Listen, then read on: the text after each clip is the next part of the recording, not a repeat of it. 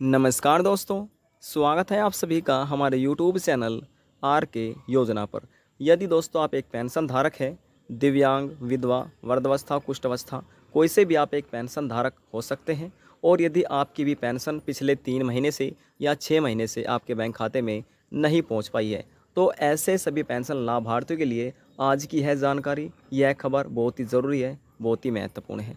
जैसे कि आप नोटिफिकेशन में देख पा रहे हैं, पेंशन धारक बड़ी सूचना, जिसको अभी तक पेंशन नहीं मिली तुरंत करे यह काम। 3,000 रुपये किस्त सीधे आपके बैंक खाते में सरकार द्वारा ट्रांसफ़र की जाएगी। दोस्तों, कौन से वह कार्य हैं जो आपको करने हैं, क्या दस्तावेज मांगे जा रहे हैं, कहां पर आपको जाना होगा, ये संपूर्ण जानकारी आज हम आपको इस वीडियो के माध्यम से बताने वाले हैं। वीडियो को आगे बढ़ाने से पहले हमारा आपसे एक छोटा सा निवेदन है। यदि आप हमारे चैनल पर पहली बार आए हैं तो चैनल को जरूर सब्सक्राइब कर लीजिएगा। साथ ही दोस्तों बेल आइकन के बटन को प्रेस करना ना भूलें, ताकि जो हमारी वीडियो का नोटिफिकेशन है वह सबसे पहले आपको प्राप्त हो और आप सबसे पहले ही उसका लाभ उठा सके। चलिए दोस्तों, अब हम यहाँ पर वीडियो की शुरुआत कर लेते हैं। समाज कल्याण विभाग की तरफ से एक बड़ा अपडेट जारी किया गया है। यह अपडेट उन सभी पेंशन धारकों के लिए है जिनकी पेंशन जुलाई के महीने में नहीं आ पाई है, जिसमें दिव्यांग, विधवा, वृद्धावस्था और कुष्ठावस्था पेंशन धारक शामिल किए गए हैं। जिन पेंशन धारक की जुलाई के महीने में पेंशन नहीं आ पाई है, उन सभी को समाज कल्याण की तरफ से एक सूचना दी जाती है कि उनकी पेंशन अगस्त के महीने में पेंशन के 3,000 रुपये बैंक खाते में सरकार द्वारा ट्रांसफ़र कर दिए जाएंगे। समाज कल्याण विभाग के अधिकारियों का कहना है कि सिर्फ पेंशन उन्हीं के बैंक खाते में ट्रांसफ़र की जा रही है जिन्होंने समय रहते हुए अपनी पेंशन से जुड़े हुए यह तीनों महत्वपूर्ण कार्य पूरे कर लिए हैं। कौन से वे कार्य हैं, जान लेते हैं। पहला कार्य आपकी पेंशन का KYC है दोस्तों। दूसरा कार्य है आपके बैंक का सत्यापन।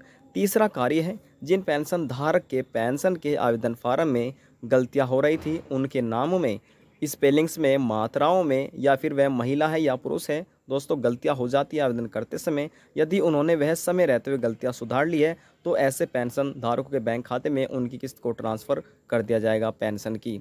अब दोस्तों, जैसे आप यहाँ पर पढ़ रहे हैं, उनके बैंक खाते में 101% पेंशन को ट्रांसफ़र कर दिया जाएगा, चाहे वह 3,000 रुपये की किस्त हो या फिर दोस्तों 2,500 रुपये की किस्त हो, उनके बैंक खाते में ट्रांसफ़र कर दी जाएगी। जिन पेंशन लाभार्थियों के यह तीनों कार्य पूरे होने के बाद भी पेंशन किस्त नहीं आ रही है, तो फिर ऐसी स्थिति में उनको अपनी पेंशन की आईडी को लॉगिन करना होगा। दोस्तों, आपको ऑनलाइन लॉगिन करना है। आप अपने फ़ोन में गूगल क्रोम ब्राउज़र को या लैपटॉप में ओपन कर लेना होगा। जैसे दोस्तों आप देख रहे हैं, और ओपन करने के बाद दोस्तों आपको अपने आवेदन फार्म में जांच करनी होगी। जैसे दोस्तों आप गूगल क्रोम ब्राउज़र पे चले जाते हैं, वहाँ पर आपको अपनी किसी भी राज्य में आप रह रहे हो, हरियाणा, पंजाब, गुजरात, सभी समाज कल्याण की जो पेंशन है वह अलग अलग है, यानी कि जो वेबसाइट है वह अलग अलग है। आपको उसमें आपको पता होगा कि आपके राज्य की कौन सी वेबसाइट है, आपको लॉगिन कर लेना है। दोस्तों, लॉगिन करने के बाद वहाँ पर आपको, जैसे आप अपनी लॉगिन आईडी कर लेंगे, लॉगिन आईडी करने के लिए आपका मोबाइल नंबर आपके पास होना चाहिए।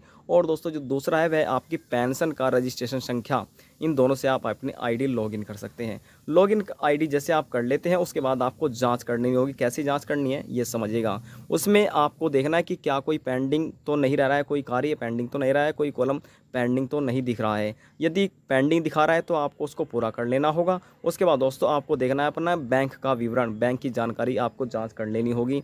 आपके आवेदन फार्म में संपूर्ण जानकारी आपको देखने को मिल जाएगी। दोस्तों, बैंक के विवरण में आपको देखना है जो आपका IFSC कोड है, क्या वह आपके बैंक की पासबुक से मिलाने पर एक जैसा पाया जाता है। यदि अलग पाया जाता है तो ऐसी स्थिति में आपको अपने जिला समाज कल्याण में जाकर संपर्क करना होगा। दोस्तों, वहां पर आपको जाकर संपर्क करना है और संशोधन करा लेना होगा। उसके बाद आपके बैंक खाते में सरकार द्वारा पेंशन के 3,000 रुपये की किस्त को ट्रांसफ़र कर दिया जाएगा। और जो आपकी रुकी हुई पेंशन है 3 महीने की, 6 महीने की या 7 महीने की, वह भी आपके बैंक खाते में ट्रांसफ़र कर दी जाएगी। जिस पेंशन धारक की यह चीज़ें दोस्तों जांच करने पर सही पाई जाती है दोस्तों, यानी कि उनका IFSC कोड भी सही है, PFMS ID भी यानी कि PFMS भी सही है, और उन्होंने अपनी KYC पूरा करा लिया है, बैंक खाते का सत्यापन भी पूरा करा लिया है, और जो उनका स्पेलिंग्स में, मात्राओं में, आवेदन फार्म में गलतियां हो रही थी, यदि उन्होंने ये सभी चीज़ें ठीक करा ली है तो ऐसे सभी पेंशन धारकों के बैंक खाते में 101% जो पेंशन है वह ट्रांसफ़र कर दी जाएगी। दोस्तों, थोड़ा समय तो लगेगा, लेकिन ज़रूर 101% कर दी जाएगी। अब किन के बैंक खाते में पेंशन ट्रांसफ़र नहीं की जाएगी? जिन्होंने अभी तक अपनी पेंशन का ई-केवाईसी पूरा नहीं कराया है। जी हाँ दोस्तों, आप बिल्कुल सही सुन रहे हैं, जिन्होंने अपनी पेंशन का ई-केवाईसी पूरा नहीं कराया है और जिनका बैंक खाता काफ़ी ज़्यादा समय पुराना था, उन्होंने अपने बैंक खाते का सत्यापन भी नहीं कराया है।